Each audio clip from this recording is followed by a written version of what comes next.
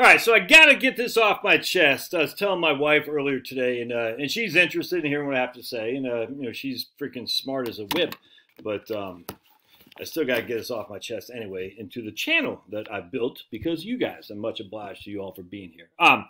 Anyway, so I took down the live stream I did with David Blanchett. I'm taking down my live streams off my main channel, and the reason for that is because I could always say something that a future date could be perceived as violation of the terms and services, and they could ban my channel. And I don't want that.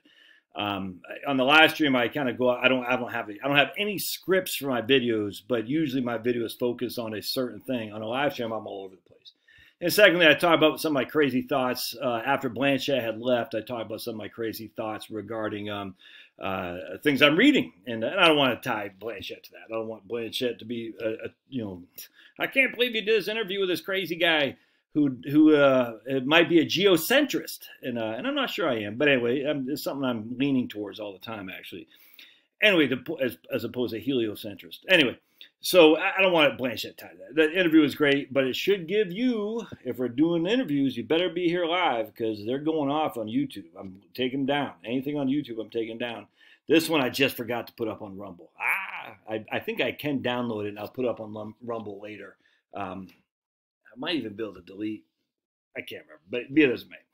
All right, so this is, I want to share with you guys this from my community page. All right. I tell you, man, people don't get this. I wish they would. Letters to the editor. The ether and the Earth's atmosphere.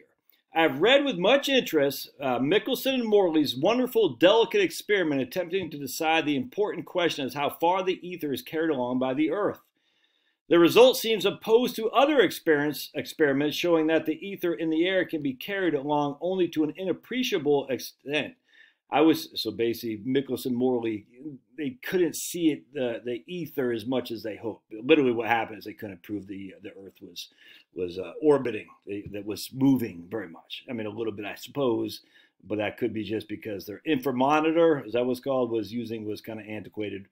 Be that as it may, they did not prove the ether, all right? So the idea was Hertz came up with this, with sound, wireless communications. All right, wireless communications was sound traveling through the ether, and that was about in 1877, about the same time that Michelson Morley tried to show that the ether was out there, the Earth spinning, and all this stuff. It's very interesting, actually.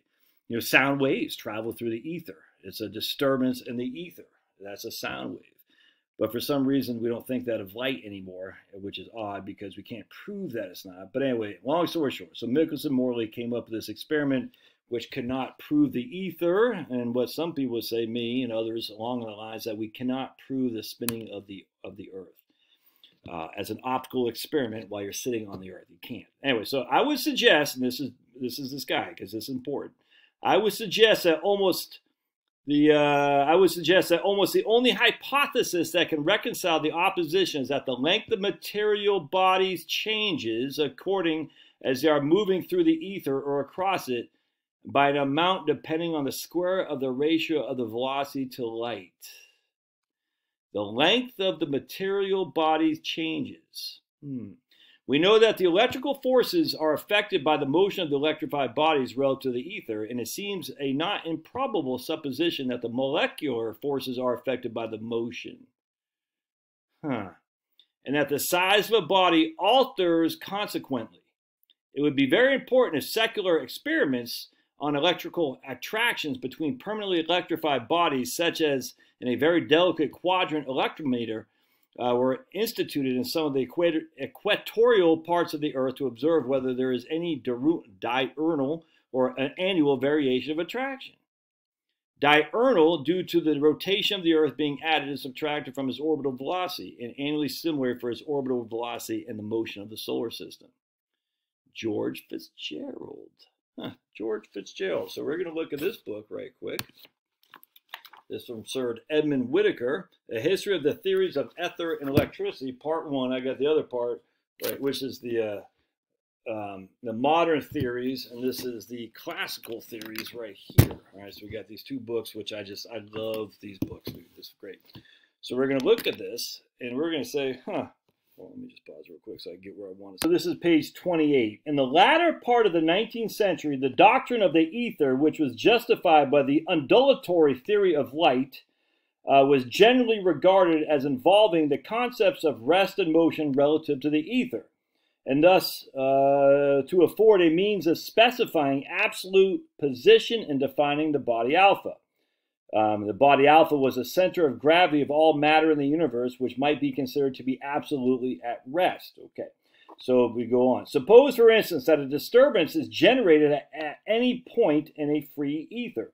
This disturbance will spread outwards in the form of a sphere, and the center of the sphere will for all subsequent time occupy an unchanged position relative to the ether. In this way, or in many other ways, we might hope to determine by electrical or optical experiments the velocity of the Earth's motion relative to the ether. In the first few years of the 20th century, this problem was provoking a fresh set of series of experimental investigations. The most interesting was due to George Fitzgerald, who I just quoted you from, who shortly before his death in 1901 commenced to examine the phenomena by doing a thing I'm not going to get into anyway, but let me show you what else he said here. Fitzgerald's original idea was that in order to supply the magnetic energy, there must be a mechanical drag on the condenser at the moment of charging, similar to that which would be produced if the mass of the body at the surface of Earth were suddenly to become greater. Now, they did some experiments, all right. No effect of any kind could be detected, a result whose explanation was surmised by a student of Fitzgerald, a hypothesis of contraction. It may be remarked the existence of the couple, had it been observed, would have demonstrated the possibility of drawing on the energy of the Earth's motion for purpose of terrestrial utility. The Fitzgerald contraction of matter as it moves through the ether might conceivably be supposed to affect in some way the optical properties of the moving matter.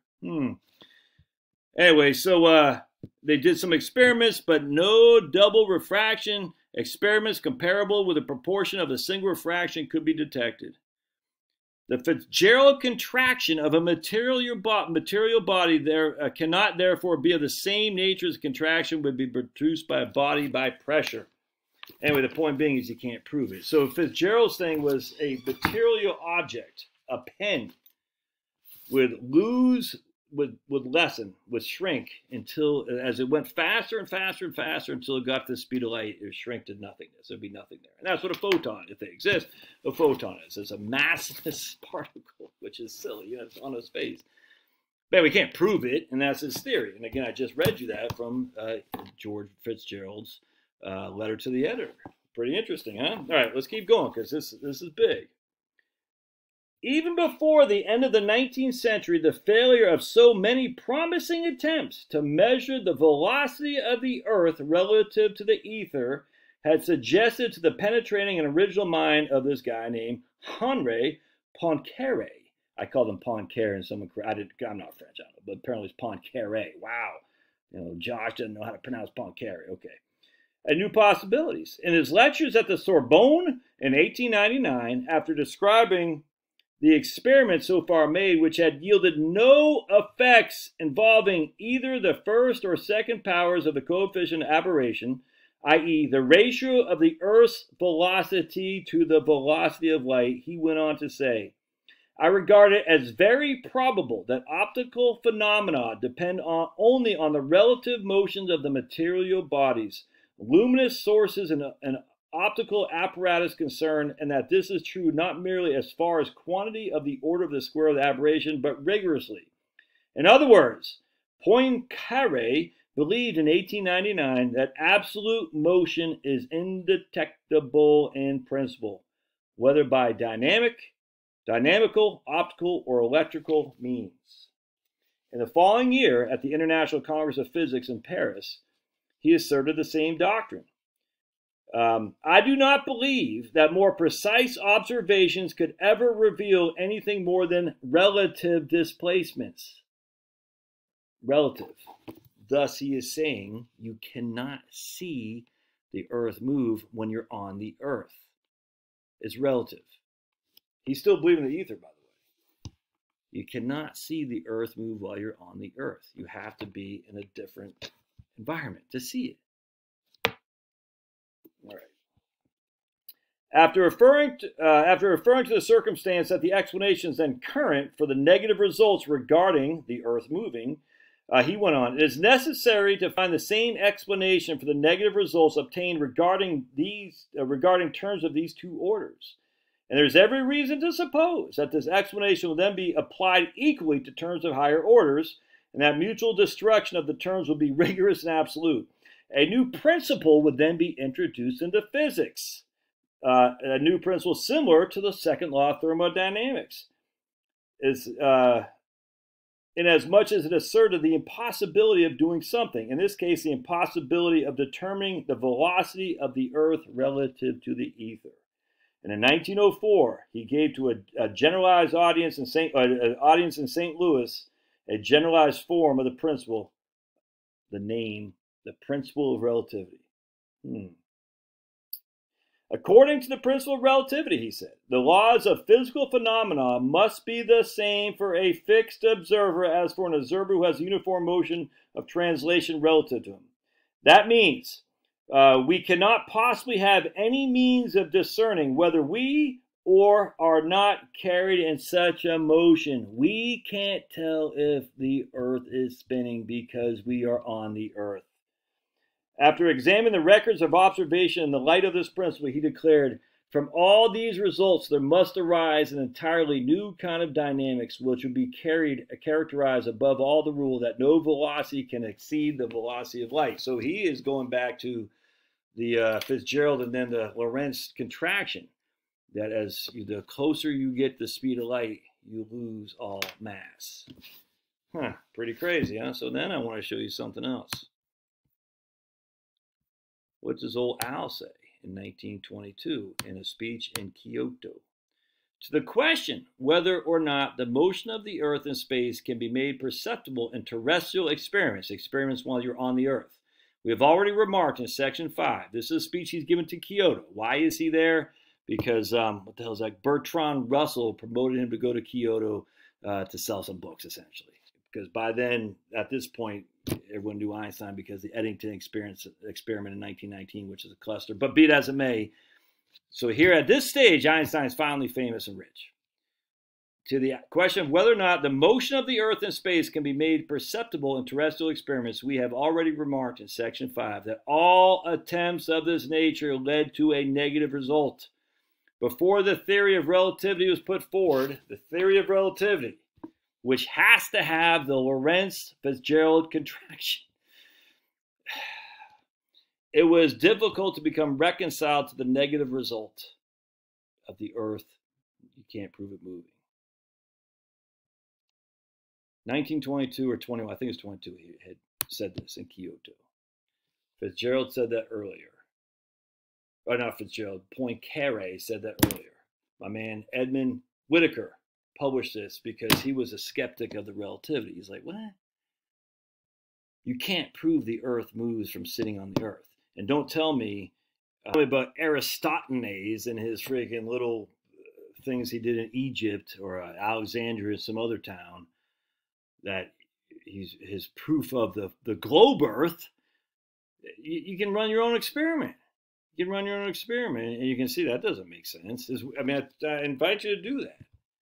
The thing is, man, for those who are interested in this stuff, this is important to understand, because all these people, as we've gone through the last 3 years now, the science, and I don't understand why people. We went through this with climate change. We went through it with AIDS. We went through it. We've just gone through this time with the swine flu back in the 70s. Time and again with a high carb, low fat diets. We just have gone through this time, and never mind Ignaz Semmelweis back in the 18. I mean, why is it that we keep, like, I had a guy just yesterday commenting, he goes, well, I don't know how TV works, but that is basically saying, well, just because we don't understand special relativity doesn't mean it's false. I don't know how the TV works, so that means that, but it turns on. I said, well, so just because you don't know how the TV works, that means Einstein is correct? That doesn't make any sense. So I don't know how this works. I don't know how that works. Thus, because I don't know how this works, that means that has to be proven true because it's freaking weird, man. I don't get it. I don't understand. And I'm sitting there thinking, why can't people at least think, hey, what if these guys are wrong? What if they're wrong? Would that change anything? I think it would. I think it would. And I don't know. I don't know. I have my thoughts. You know what I'm saying? Like Einstein, Fitzgerald, Michelson Morley, freaking, what's his name? Poincaré. All these guys, they said you can't prove the freaking Earth spins from the terrestrial plane. You can't. And they will say, again, Aristotles didn't necessarily say it spins, but it says it's a globe. And you're like, these are experiments you can easily disprove in 2 seconds flat. Just take a flashlight and a couple things, stick it up on a table. Doesn't mean you're crazy. It just means you're like, I don't know if I believe this anymore. To continue to believe blindly after all we've gone through in the last 3 years, it's just weird to me. I don't get it. I'm sitting there thinking, go try some examples. Try yourself. Try your own Aristotles test just on a piece of table. Get a couple chess pieces and shine a flashlight. I'm not going to explain how the thing works. It's easy to do. You know what I'm saying? You'll say, oh, okay. I mean, that doesn't prove anything. And then you start saying, well, if that doesn't prove anything, then you start saying, how come I can see a hell of a lot further than I should be able to? Doesn't mean you have to have all the answers. Just like, that's interesting. I wonder why. And you start looking up stuff. Then you find out, oh, wait, Einstein, after all, wasn't all that in a bag of chips. Why not? Oh, because they had these things, the freaking theory of contraction. It's never been proven. Anyway, I had to get that off my chest because it's interesting to me, and yet people just fall for it. Just like with the retirement stuff. Oh, we freaking spend with inflation. Like, where's the evidence? Show me the evidence. Why can't you? Because it's not there. That's the problem. If it's not there, and we're just saying, well, everybody else does it, that's not good for me. Just because everyone else does it, that doesn't mean anything to me. I need the friggin' stone cold evidence. But Josh, you don't have any evidence of Jesus. That's true. That's why we call it faith. I have no evidence of Jesus. 100%. But I have faith in Jesus. But Jesus, for me, is the risen Son of God. Science, friggin' Stephen Hawking, Richard Dawkins, Einstein, all these guys, they're just human beings who always have ulterior motives. Don't even get me started on Hawking, by the way. Anyway. All right, I just thought I'd share that. We had to get off my chest. God bless. We'll see you guys. Love to hear your thoughts and comments. Put them in the show notes. And look, if you like, I got Josh is crazy. Go unsubscribe. I don't care. This is a personal journey. This YouTube channel has always been a personal journey for me that I'm documenting for future. Future. If anyone we're still around at some point to see the future, but it's not just for me. It's not just about money changing hands. It's about the big guy upstairs and the creation of his and the beauty of it. And the beauty of this thing, gray matter, where you can freaking look and see and read and think and challenge and question. If he didn't want you to do that, he would not have given you the brain and free will. He does. Doesn't mean you have all the answers. I guarantee you won't. I guarantee you won't have all the answers. But man, it's fun to think. Be a thinker, not a stinker. All right, see you.